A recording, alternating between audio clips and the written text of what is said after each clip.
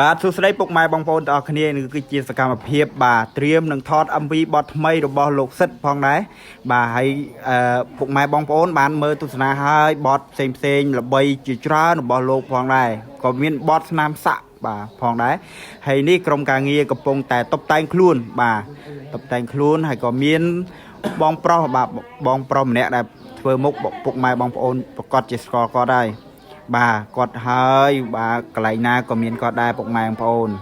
ហើយនេះ idol របស់យើងភាពស្រស់ស្អាតមែនតើនៅក្រៅរស់រាយរាក់ទាក់មែនតើពុកម៉ែបងប្អូនហើយនេះជាទូស្រីផងដែរបាទគាត់ថាគាត់អត់តន់ផាត់មុខផងខ្ញុំថាអីទេផាត់មុខហើយប៉ុណ្ណឹងស្អាតហើយបាទហើយនេះគាត់ក៏សាយថាមែនទេ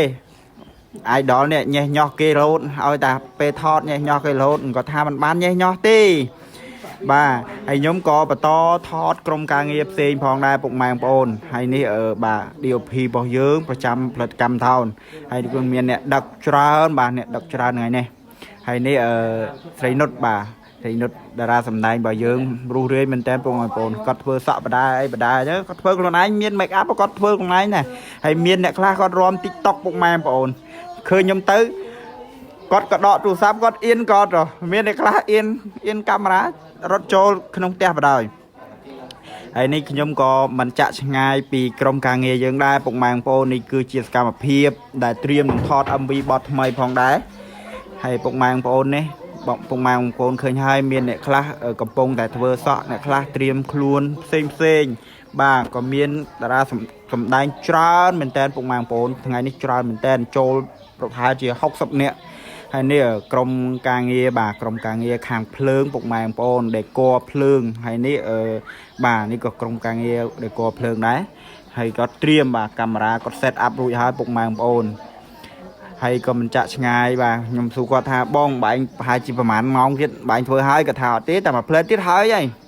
បាទគាត់ក៏បានពិភាក្សាគ្នាយ៉ាងច្រើនផងដែរគាត់ថាបើឯងត្រៀមតែចាំតែថតទៅបងអូនរៀបចំស្អាតហើយឥឡូវគាត់ទៅថាកូនចៅខ្ញុំធ្វើស្អាតហើយបាទពុកម៉ែបងប្អូនហើយក៏ខ្ញុំមិនភ្លេចទេបាទមានអ្នកថាចាំមើលចាំផ្សាយខ្ញុំថាឡើយចូលកាមេរ៉ាអត់ទេបាទហើយ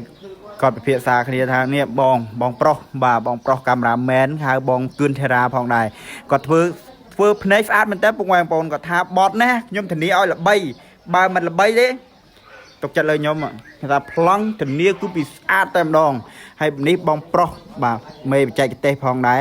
បងអ៊ីមែនបាទហើយគាត់ពិភាក្សាថាអើកូនចៅអើយហើយនៅការងារគេហ្នឹងអ្នកមានអ្នកស្រែកមកគាត់ថាហើយលើហើយបាទហើយនេះក្រុមការងារច្រើនបាទមានខាងនេះផងពុកម៉ែបងប្អូនមានអ្នកផ្សារមានអ្នកបាទចាំត្រៀមថតបាទមានច្រើនមែនតែនពុកម៉ែបងប្អូនសកម្មភាពហើយក៏អរគុណពុកម៉ែបងប្អូនដែលទស្សនាក្នុងវីដេអូនេះសង្ឃឹមថាបងប្អូននឹងរងចាំទស្សនា MV ចូលឆ្នាំបទថ្មីរបស់ផលិតកម្មថោនទាំងអស់គ្នាបាទ idol របស់យើងជាច្រើនផងដែរសូមអរគុណ